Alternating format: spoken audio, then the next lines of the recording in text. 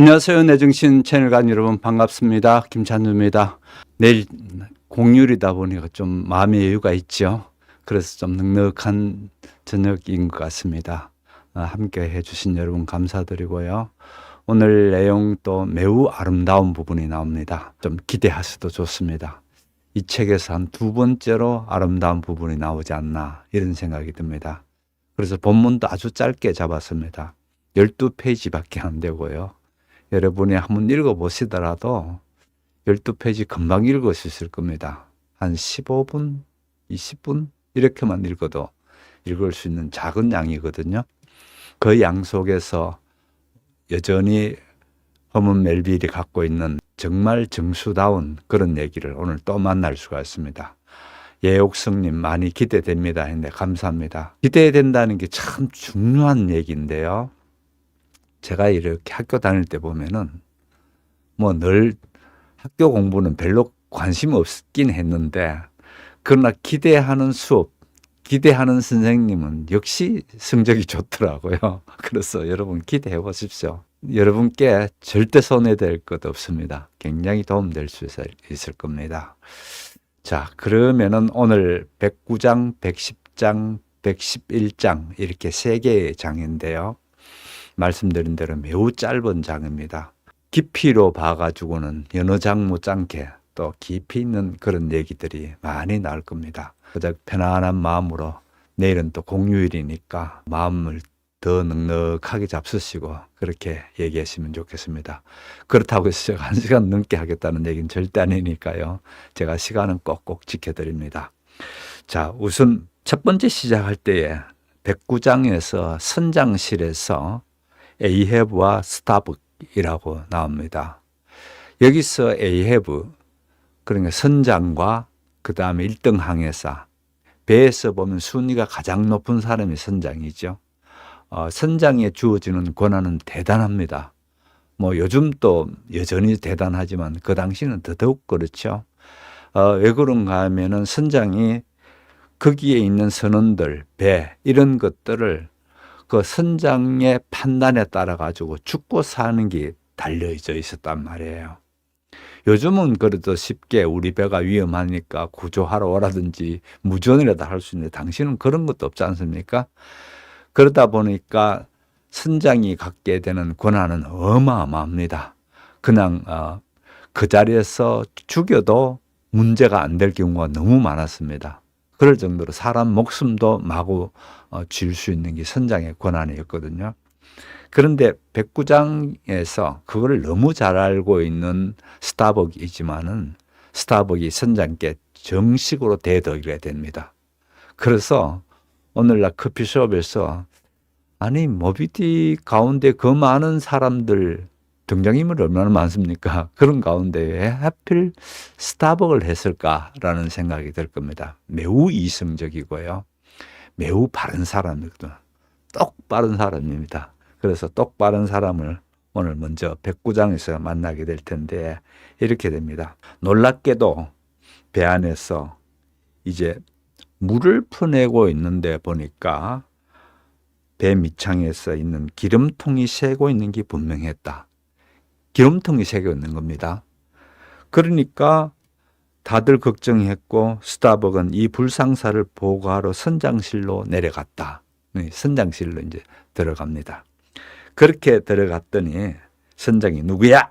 뒤로 돌아보지도 않고 문건 발소리를 듣고 뒤로 보지도 않죠. 밖으로 나가 어서 꺼져 하면서 소리 지릅니다. 선장님 접니다. 선창에서 기름이 새고 있습니다. 그렇게 이제 보고를 하고 있죠. 도래를 감아 올려서 기름통을 끌어내려야 됩니다. 이 선창에 그러니까 배에 기름을 넣어가지고 넣는 그 기름통. 요즘 그런 통이 아니고 옛날에는 오크통이라 해서 이렇게 동그랗게 되고 밑에 오크통 밑에는 철사로 이렇게 또 이렇게 감겨져 있는 그런 통들이거든요. 그런 통인데 요즘 통에 비해서는 기름이 셀 가능성이 상당히 높죠. 그런데 이제 기름이 새고 있는 겁니다. 그래서 이제 위에 있는 통들을 드러내고 그 다음에 밑에 있는 그 통을 찾아내야 됩니다. 새고 있는 기름통을 찾아내는데 이 매우 무겁다 했습니다. 매우 무겁은 사람 힘으로 들어내는 게 아니고 도래를 내려가지고 도래를 이용해서 도래에서 들어 올리면서 그렇게 끄잡아내게 되게 되어 있습니다. 상당한 노동력이 들어가야 되고요. 또 이렇게 할 동안에는 항해를 못 합니다. 영감 항해가 배가 출렁출렁 하면서 가지 않습니까? 그렇게 되면은 이 작업을 못 한단 말이에요. 그러니까 배를 세워놔 놓고 그렇게 이제 작업이 들어가야 됩니다. 그래서 선장이 바로 하는 얘기가 그겁니다.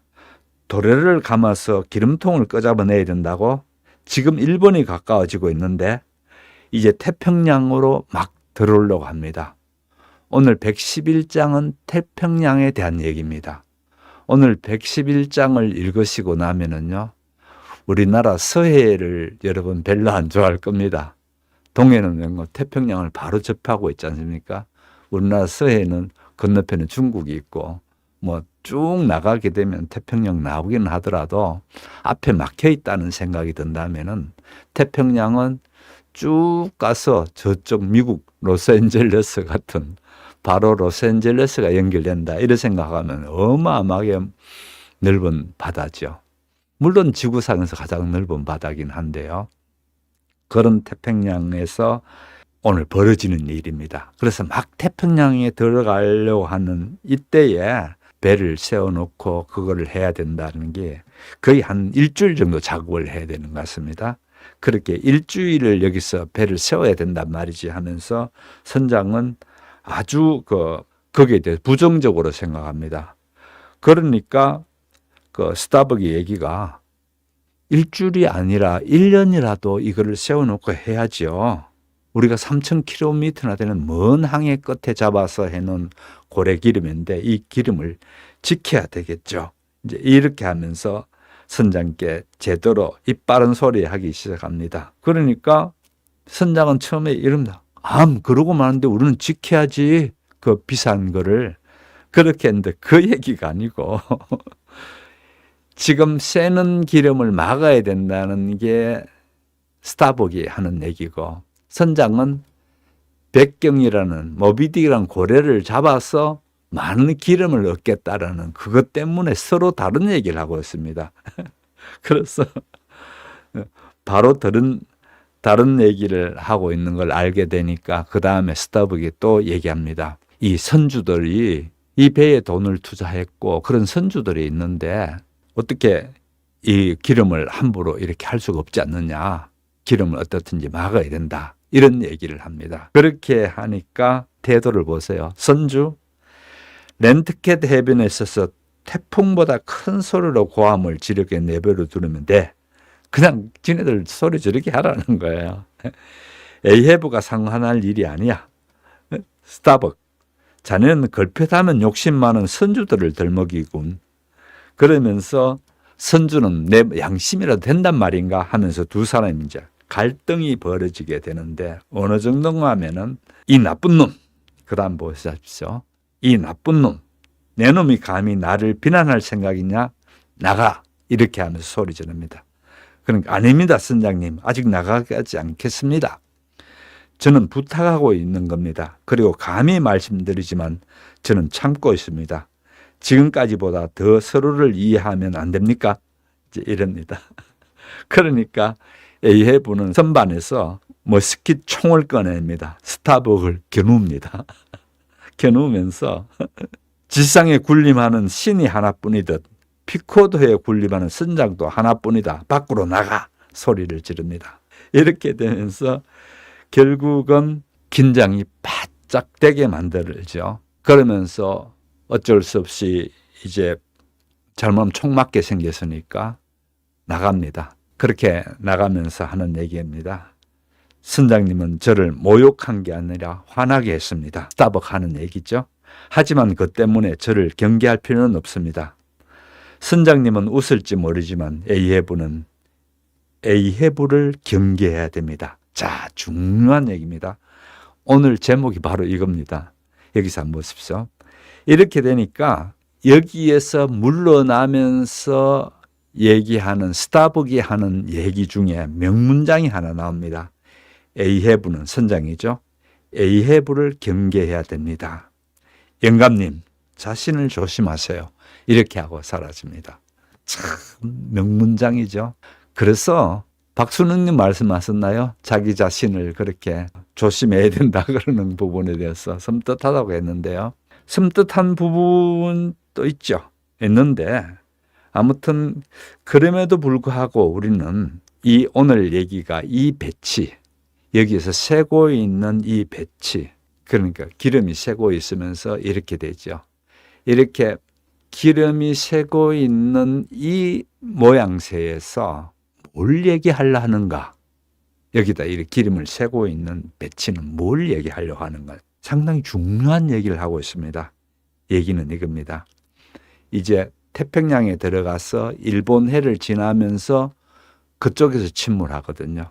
배가 침몰하기 마지막 직전에 배가 새고 있는 모양, 기름이 새고 있죠, 사실은요.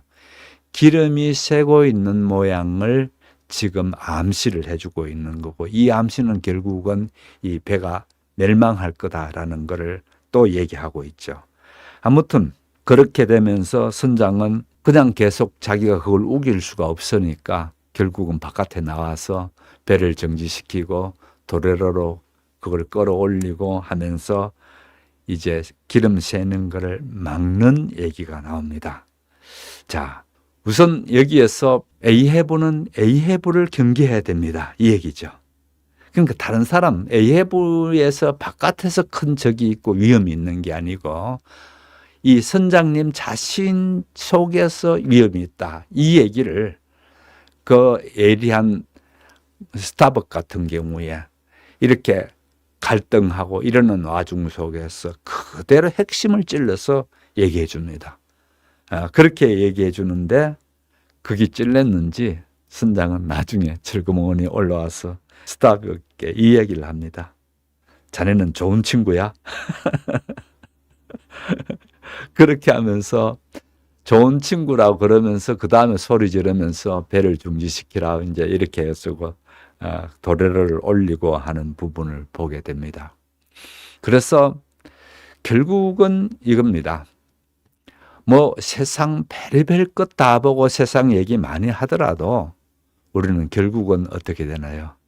자기 자신에 있는 것 때문에 넘어진다든지 자기 자신을 극복하지 못함으로 인해서 실패하는 경우가 너무 많다는 거죠.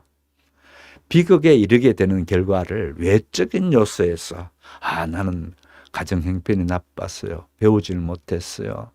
또 남편이라고 만난 게 이랬어요. 핑계 대려면은요 수도 없이 나옵니다. 해가 떠서도 핑계가 되고요. 바람이 불어서도 핑계가 되고요. 지구가 도는 것도 핑계됩니다. 그렇게 핑계대면 끝없이 나오게 되고요. 그러나 거꾸로 내가 약점으로 된 약점을 약점으로 보지 않고 오히려 강점으로 바꿀 수가 있거든요. 그런 방점으로 바꿔야 한다라는 건데 그중에서도 이 얘기는 지난번에 또 했던 얘기입니다만은 그중에서도 무엇보다도 중요한 건 자기 자신을 정확히 알고 자기 자신을 극복해낸다 할까요? 자기 자신께 지면 안 된다는 겁니다. 그래서 결국은 이 소설의 많은 부분이 단순히 한 사람이 너 자신을 봐라라는 정도가 아니고 1851년 당시에 이 미국이라는 사회, 이 자본주의 중심의 그렇게 방대하고 돌아가는 그 사회를 정면으로 자기 반성하라는 거예요. 바로 이 배 자체가 미국이라는 큰 사회라고 봤을 때에 이 사회를 이끌고 있는 선장 에이헤브 같은 경우에 가장 큰 적은 당신이요. 이 얘기죠. 상당히 깊이 있는 얘기 같지 않나요? 그 다음에 110장에 오게 되면은 혹시 다른 어떤 설명이든지 더 설명해 달라면 제가 더 설명해 드릴게요. 보시고요. 말씀해 주세요. 그 다음에 110장에 오게 되면은 퀵해그가 관속에 들어가는 얘기입니다. 갑자기 또 분위기가 상당히 그렇죠. 조사를 해보니 마지막 선창에 있는 통들은 아무렇지도 않기 때문에 기름이 새는 통은 더 아래쪽에 있는 게 분명했다. 그러면서 그 많은 통들이 있다면 저 밑에 통이 새는 같다고 하는 겁니다. 그래서 이 새는 통을 찾기 위해서 계속해서 드러내는 작업을 하는데, 드러내는 작업을 하면서 보십시오. 배 밑에 있는 커다란 나무통들은 너무 오래되고 부식된 데다가 이끼까지 덮여 있어서 바로 옆에 그 옛날 노아 선장의 동전이 드러내는 곰팡내 나는 통이 있고, 이 얘기입니다. 이게 또 참 대단하죠. 노아의 홍수 시대에 배가 있었던 그 노아 선장, 그 얘기입니다. 거기에 있는 곰팡내 나는 통이 여기 있다는 겁니다. 그러면서 거기에는 분별을 잃은 낡은 세계에 대홍수를 경고하는 전단이 붙어 있을 게 아닌가 하고 옆을 돌아볼 정도였다. 그 당시에는 사실은 그런 전단도 없었죠. 그러나 이제 작가적인 상상력을 여기다 갖다 붙입니다. 그러면서 여기서 밑에서 작업하고 있는 직원들을 보면서 참 가엾게도 그 열심히 일하는 퀵해그가 이 작업을 하면서 결국 열병에 걸려버립니다. 내 친구 가엾은 이교도인 퀵해그가 열병에 걸려 종말로 다가가고 있다, 이 얘기입니다. 이제 퀵해그가 병에 걸린 얘기죠. 그렇게 퀵해그가 병에 걸리면서 퀵해그는 이렇게 땀을 뻘뻘 흘리면서 그렇게 하다가 심한 오한에 들고 그렇게 하면서 왔다 갔다 하다가 결국은 생사의 갈림길에 들어서더라, 이 얘기입니다. 그래서 나중에는 뼈와 문신밖에 남지 않는 그처럼 앙상하게 보였다는 겁니다. 다른 부위는 모두 여의고 강대뼈는 날카로워졌지만 두 눈은 점점 커지고 게다가 묘하게 부드러운 광채를 띠게 되었다. 그렇게 하면서 이제 퀵해그가 열병에 시달리면서 거의 죽음의 길로 가까이 가는 것을 보게 됩니다. 그렇게 되면서 수면에 생긴 판문이 점점 희미해지면서 멀리 가듯이 그의 눈도 영겁의 고리처럼 점점 둥그러지는 것 같았다. 퀵해그의 눈을 얘기하고 있습니다. 눈이 지금 어떻게 되고 있다고요? 결국 점점 눈이 둥그러지면서 영겁의 고리처럼 되더라는 겁니다. 이렇게 쇠약해지는 야만인 옆에 앉아서 조로아스타의 죽음을 지켜본 사람과 같은 기묘한 그림자를 퀵해그 얼굴에 보았다라고 합니다. 자, 이제 이 소설이 어려운 부분이 이제 이런 부분들입니다. 여러 종교, 문화, 다 나오는데, 정말 다 나옵니다. 가장 많이 나온 성경 얘기죠. 그나마 우리는 성경 그래도 많이 이제 들었고 그러니까 좀 이해하기 좋은데, 그렇지 않는 사람은 보통 이게 어렵지 않습니다. 이 부분이요. 그런데 우리는 성경은 또 그렇다 치더라도 그 다음에는 이 당시에 굉장히 서양 문화의 근원에 해당되는 것들인데, 이 조로아스터 교에 대한 얘기입니다. 이전에도 했습니다. 배화교라 하죠. 이 조로아스터 교에서 결국 니체가 쓴 짜라투스트라는 이렇게 말했다라는 책, 그 짜라투스트라가 독일식으로 읽으면 짜라투스트라고요. 보통 우리가 할 때는 조로아스터 이렇게 됩니다. 이 조로아스터는 당연히 당시에 이 배화교라는 창시자인데, 그러면 왜 여기에서 조로아스터의 죽음에 대한 얘기가 나올까? 이 부분입니다. 이거는 조로아스터 교에 내려오는 전성을 그대로 가져와서 여기에 갖다 놓습니다. 아무튼 조로아스터는 죽을 때에 불의 성전의 제단 앞에서 기도했다가 살해됐다라는 게 대표적인 이야기랍니다. 그렇게 해서 조로아스터는 어떻게 됐다고요? 배화교를 창시한 창시자였지만은 그가 죽는 죽음조차도 매우 거룩했다. 왜 그런가 하면은 그의 죽음은 피살당하거든요. 피살당하는 거. 여러분 요즘 그 이란에서 보셨다시피 일단 그렇게 죽게 되면은 어떻게 순교자 배열에 오르는 걸 보게 되죠. 그래서 순교자적인 쪽으로 들어가게 되는 거고, 또 조로아스터 자신이 일종의 제의로서 그러니까 받쳐지는 모양을 보게 됩니다. 그 다음에 여전히 신비적인 요소가 있고요. 또 몸이 살아나는 계시적인 요소가 있고, 이런 요소들을 다 띠고 있는 게 조로아스트의 마지막 그 죽는 장면입니다. 그 죽는 장면을 여기다가 가져온 겁니다. 그래서 왜 가져왔을까? 깊이 들어가기 위해서 그렇게 합니다. 그러면은 왜 하필 이 조로아스트가 죽는 거를 퀵해그가 죽는 것하고 이렇게 연결시켰을까? 이 부분이 또 중요한 겁니다. 왜 그런가 하면은 멜빌은 서양 사회에서보다 오히려 서양 사회는 자꾸만 나쁜 짓 하고 죽을 길로 가더라는 겁니다.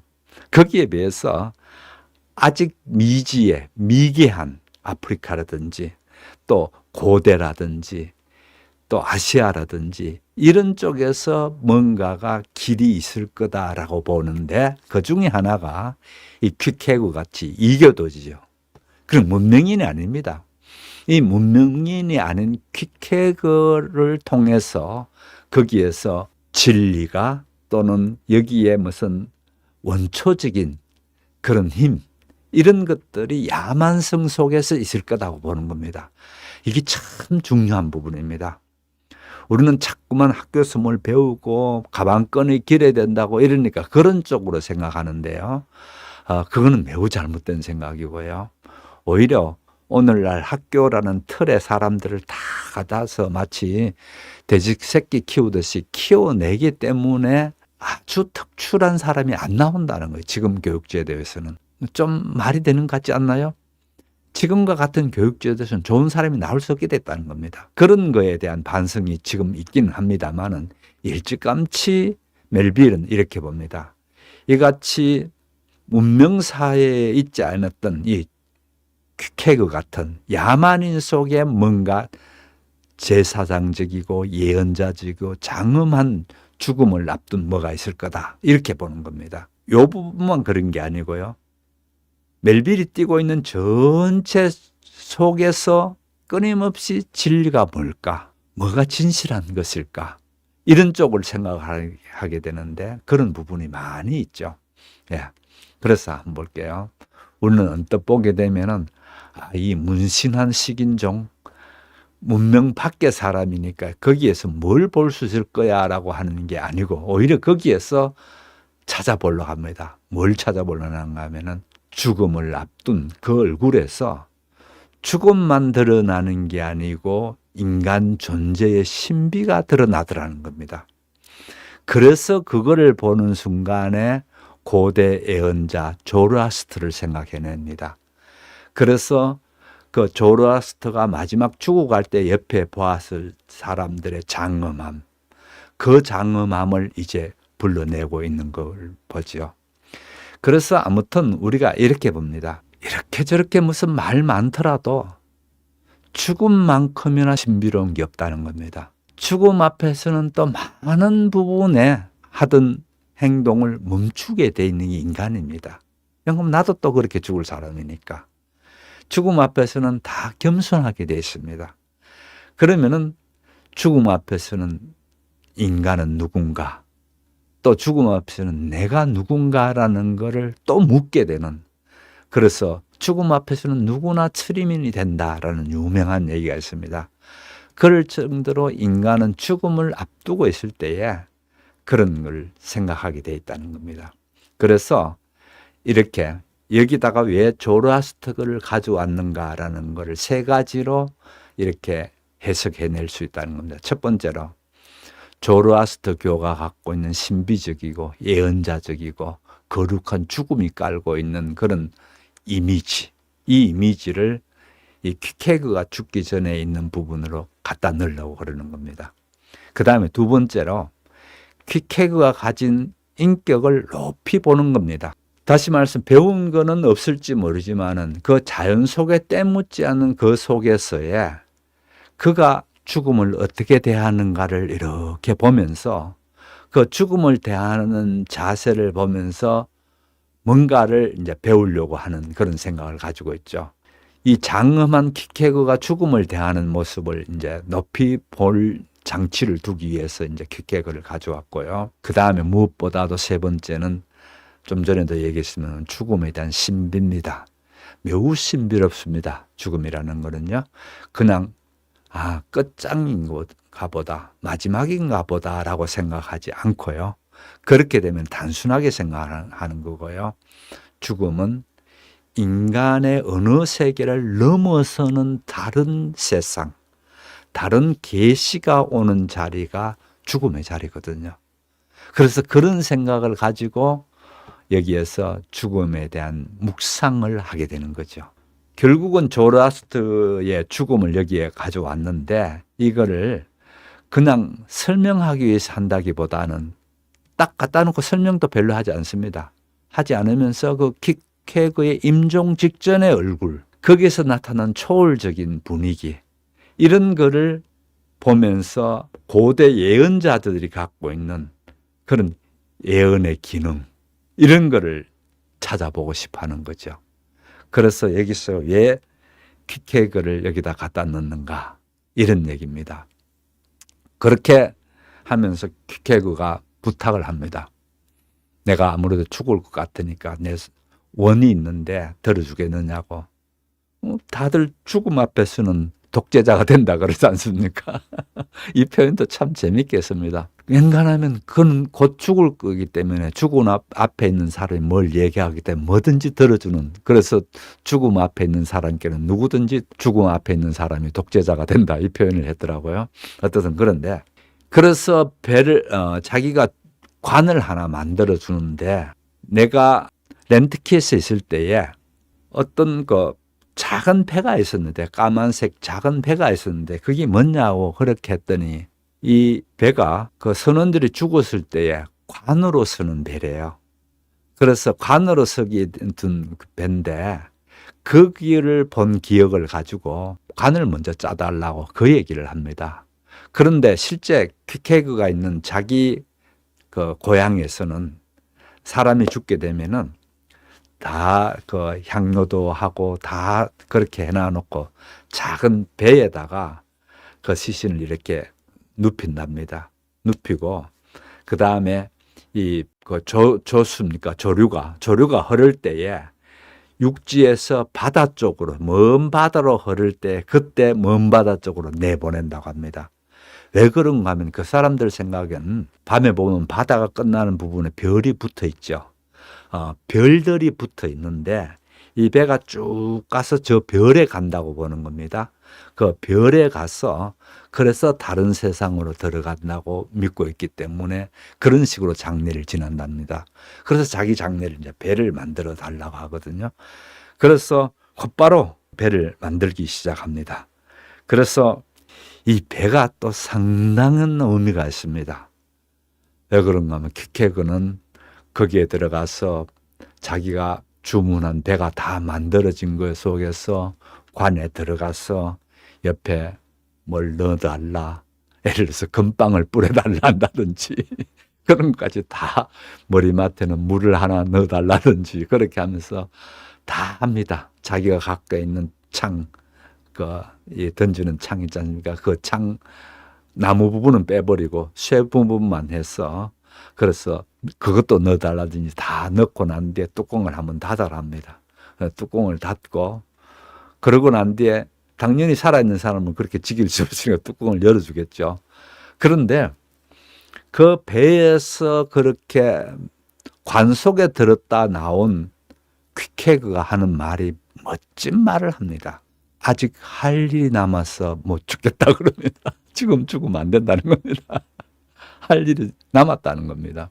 그러면서 이제 할 일을 해야 된다라는 것 때문에 그때부터 급격하게 건강해지기 시작합니다. 그렇게 아주 급격하게 이제 건강해지는 얘기인데, 또 이 배가 나중에 파선이 일어났을 때, 마지막에 이제 곧 파선이 일어난다 했지 않습니까? 다 죽습니다. 다 죽고 한 사람이 살아남는 사람이 있는데 그게 이슈마엘입니다.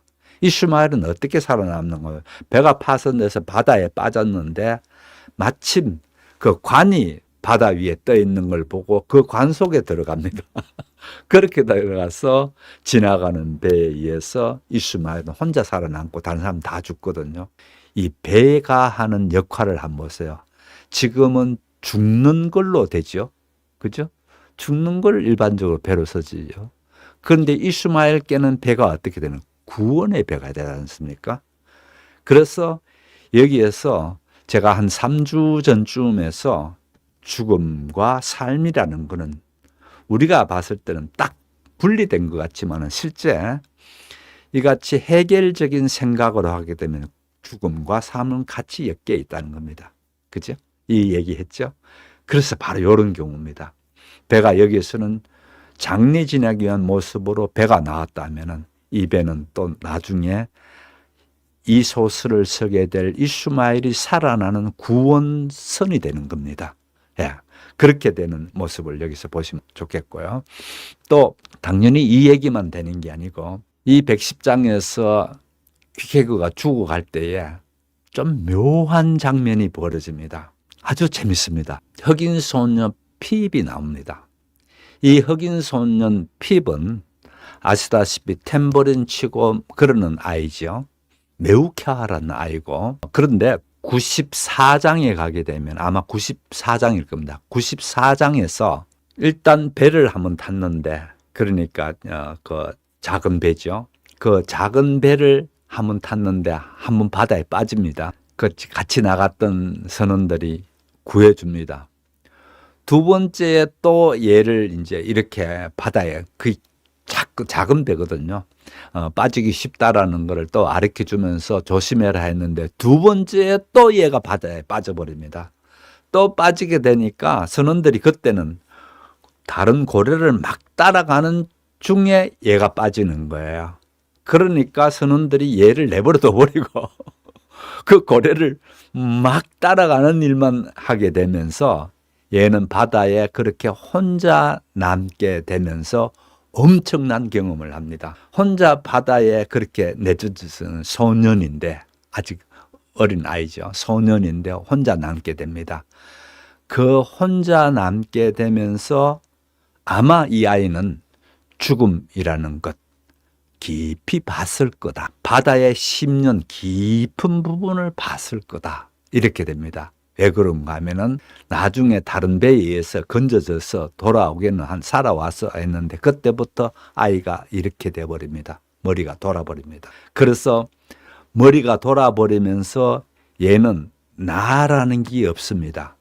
전부 다 3인칭으로 얘기합니다. 그가 배가 고파요. 그럼 내가 배고프다는 얘기입니다. 예를 들어서 내가라는 1인칭이죠. 그런데 모든 걸 3인칭으로 말한다든지 애가 이렇게 한마디로 막간 아이, 우리는 이제 그런 걸 막간다고 그러는데 어떤 막간 아이로 나오는 게 이 핍입니다. 이 핍이 여기서 등장하는데 이 핍이 여기에 있는 것도 상당히 깊이 있는 얘기입니다. 그래서 그 얘기를 조금 또 해볼게요. 자, 그래서 일단은 핵심은 이겁니다. 핍은 이미 바다에서 죽은 아이입니다. 이미 바다에서 죽은 아이인데 그러나 또 여기에 몸뚱아리는 여기에 살아 있습니다. 그러면서 이 핍이 이런 얘기를 합니다. 퀴케그가 막 죽어가고 이제 이러는 때에 퀴케그께 부탁합니다. 저 멀리 바다에 가다가 핍이라는 소년을 만나게 될 거다. 그 소년을 만났을 때 하면서 지가 핍인데 그 소년을 만났을 때에 이렇게 해달라라는 얘기를 얘기하고 있습니다. 그런데 얼핏 보면 꼭 미친 아이가 하는 얘기 같은데 여기에 묘미가 있습니다. 실제 미친 아이가 아니고 이 아이를 통해서 이 배가 어떻게 종말이 올 건가, 어떻게 침몰해버릴 건가, 어떻게 죽음을 맞이될 건가라는 것을 이 아이를 통해서 또 예언하는 형태로 나옵니다. 그래서 참 재밌죠. 이 배에서 처음 탈 때도 보면 어떤 사람이 좀 이렇게 막 간 사람처럼 나와가지고 그러면 우리가 또 다음에 만났어. 그때는 아마 이성이 아니고 저성에서 만나게 될 거네. 이런 얘기 했죠. 그러니까 니네들 이 이 배를 타고 나가면 죽을 거다라는 걸 그때부터 벌써 예언하는 걸 보게 됩니다. 그런 것처럼 여기서는 정신 좀 이상해진 피비라는 아이를 통해서 어떻게 보면 미친 아이죠. 미친 아이를 통해서 결국은 죽음 이후의 세상 또는 죽을 수밖에 없는 저승길로 갈 수밖에 없는 세상, 운명적으로 되어진 것, 이거를 미리 얘기해 주고 있습니다. 그래서 참 이게 어떤 면이 있습니까? 여러분은 저는 다 죽어보지 못했습니다. 혹시 있나요? 가끔은 뭐 임사 상태에 갔다 왔다는 둥 이런 얘기를 하는데 대부분 사람은 죽음을 경험하고 사는 사람은 없습니다. 죽음은 경험할 게 아니죠. 그런데 여기에서 우리는 아주 좀 절묘한 부분을 보게 됩니다. 다시 말씀드려서 영혼이 깊은 음부의 세계가 어떤가를 보고 온 아이가 지금 핍이라는 겁니다. 그래서 핍은 마치 얘기하는데 저승길 가다가요, 핍 만나면은 이 탬버린 한번 보세요. 이 탬버린 걔가 두고 갔거든요. 하면서 막 탬버린 얘기합니다. 왜 여기 악기가 바이올린이 아니고 탬버린일까요? 탬버린이 굉장히 밝은 그거잖아요. 신나는 악기잖아요. 신나는 악기고 또 애들이 아무렇게나 그거는 뭐 아무렇게나 두들기면 소리 나니까 두들기면 소리 나니까 애들이 잘 사용하는 악기입니다.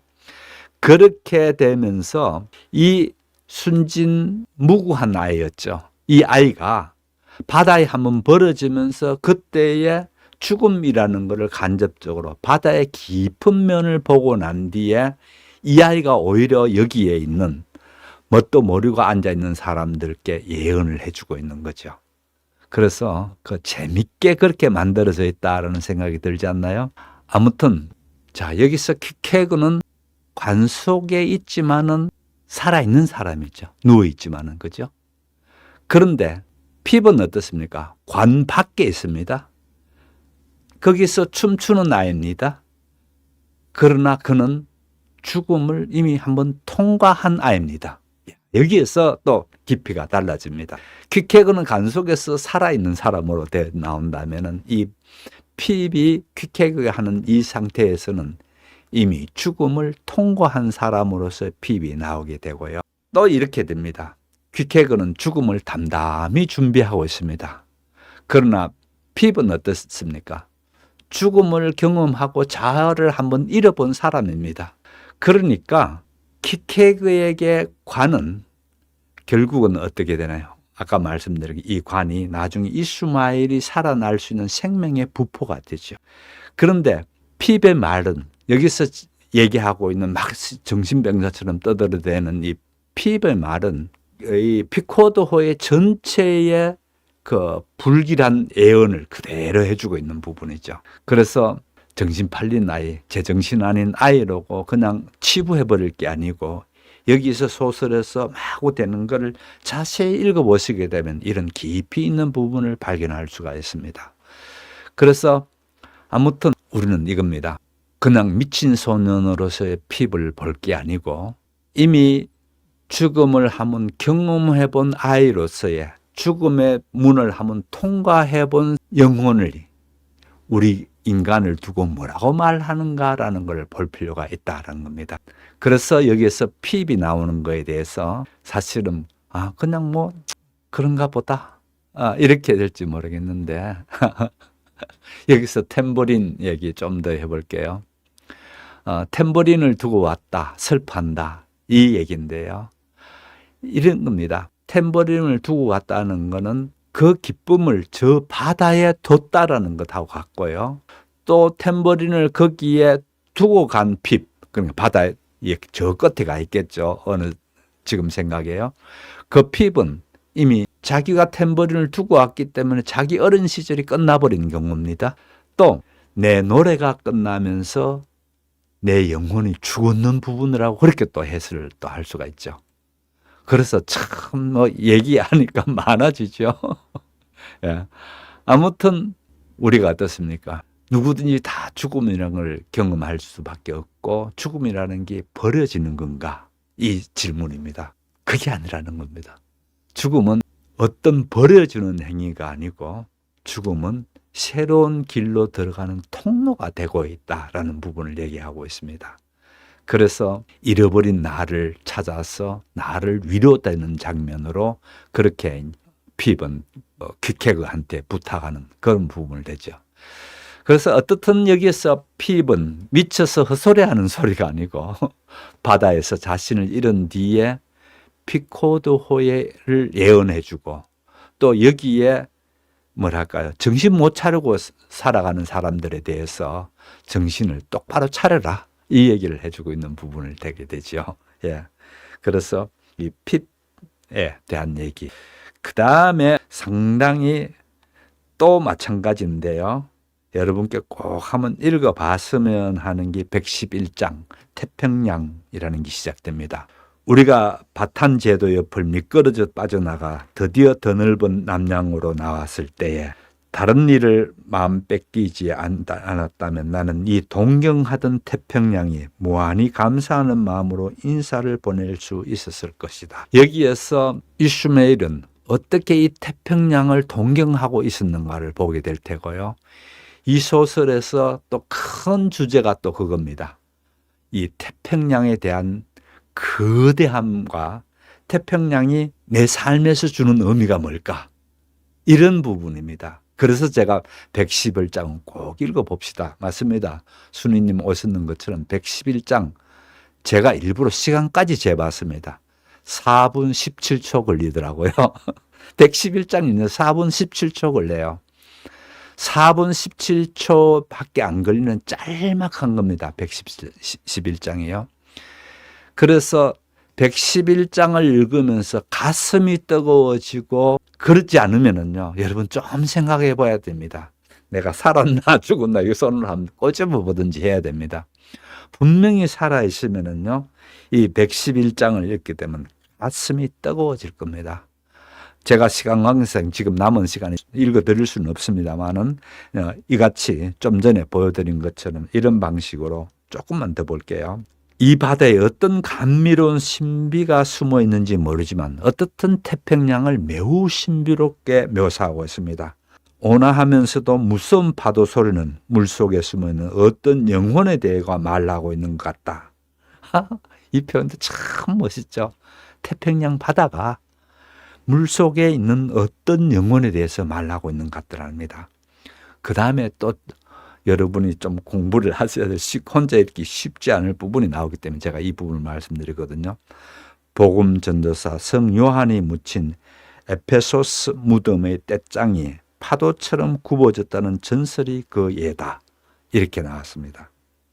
그 다음에 조금 더 읽어보세요. 그리고 이 바다의 목장, 지금 바다를 목장으로 봅니다. 푸른 목장으로 봅니다. 더 넓게 펼쳐진 바다의 대초원, 바다를 초원을 하지 않습니까? 내 대륙의 공동묘지 위에도 파도가 쉴 새 없이 넘칠거리고 밀물과 설물이 끊임없이 되풀이되는 것은 참으로 근사한 일이다. 참 멋있게 얘기하지 않나요? 파도가 이렇게 넘실거리고 이러는 것, 밀물과 설물이 끊임없이 되풀이되는 것은 근사한 일이라는 겁니다. 왜 그런가 하면은 이곳에는 수백만의 그늘과 그림자가 뒤섞여 있고 꿈과 몽유병, 몽상이 가라앉아 있으며 우리가 생명과 영혼이라고 부르는 모든 것들이 이루어서 여전히 꿈을 꾸고 침대에 자고 있는 사람들처럼 몸을 뒤척인다. 와, 정말 아름답게 표현했죠. 바다가 파도치고 막 이러는 거를 마치 사람이 침대에 있을 때 몸을 뒤척이는 것처럼 그렇게 뒤척이는 걸 보게 되고요.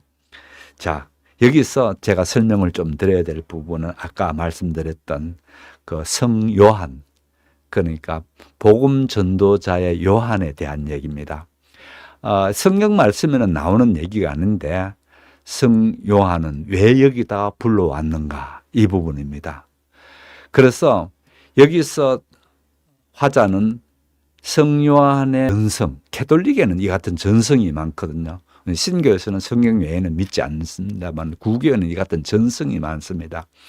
이 전성이 오늘날 가톨릭 백과사전에도 그대로 나오는 전승이랍니다. 그래서 우리가 가톨릭을 잘 몰라서 이제 그럴 텐데, 그래서 이 같은 글을 알고 있는 그 작가는 이 요한에 대한 얘기를 끌고 오면서 이렇게 얘기하고 있습니다.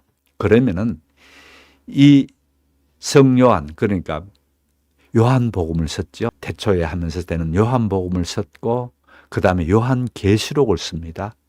그렇게 그 요한복음을 썼고 마지막 요한계시록을 쓰고 그 다음에 마지막에 죽은 자리가 에베소에서 죽게 됐는데, 이렇게 죽고 난 뒤에 그 무덤을 만들었는데, 이제부터 중세 전성을 얘기합니다.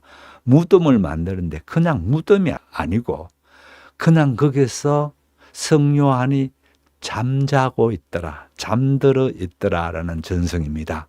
왠고하면은 여기에 있는 것처럼 무덤 위에 있는 잔디, SOD라고 나오는데, 이 SOD라는 영어 단어는요, 그냥 잔디만 말하는 게 아니고 잔디가 흙도 있는 이 잔디, 우리 보면 잔디 때를 끌 때 흙을 밑에 좀 두고 이 잔디 이렇게 하죠. 요거를 SOD라 합니다.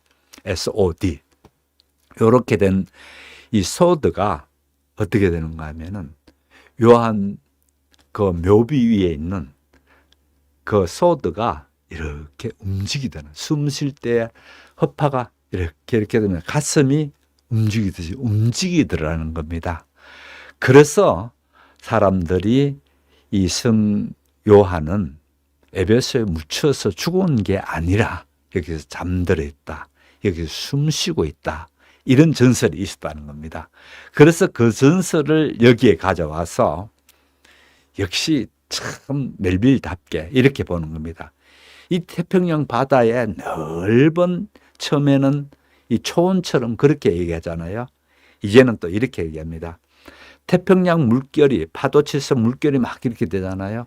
그 물결을 마치 성요한이 이렇게 숨을 쉴 때에 그 묘지 위에 이렇게 숨 쉬면서 흔들린다가 이렇게 되는 모양, 그 모양을 그대로 보고 얘기하고 있습니다.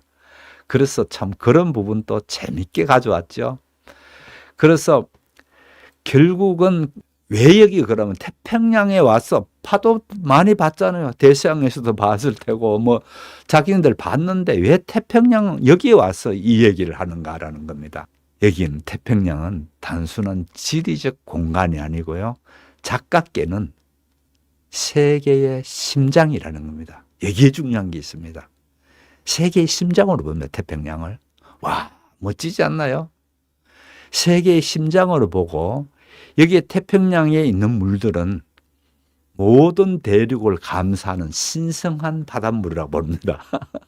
예, 신성한 바닷물이고, 또 여기에 있는 태평양에 파도치고 일렁거리는 이 물은 그냥 물이 아니고 대초원이라는 겁니다. 아까 초원 얘기됐죠?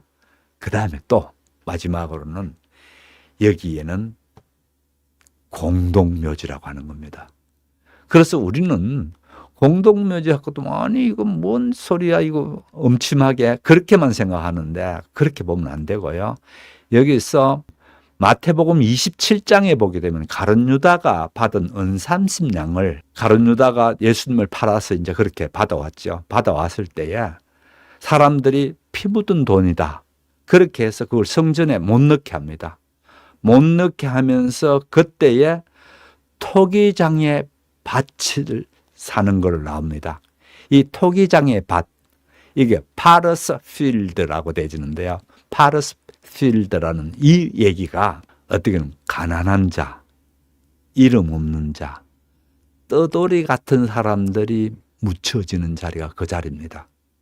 제대로 가문에 뭐도 있고 권세도 있고 그런 사람 당연히 거기에 안 묻히겠죠. 제대로 묘지에 묻히는데 이 토기장의 밭에 묻히는 자들은 어떻다고요? 가난한 자, 이름 없는 자, 떠돌이 자들이 묻히는 무덤이 이 파러스 필드라는 이겁니다.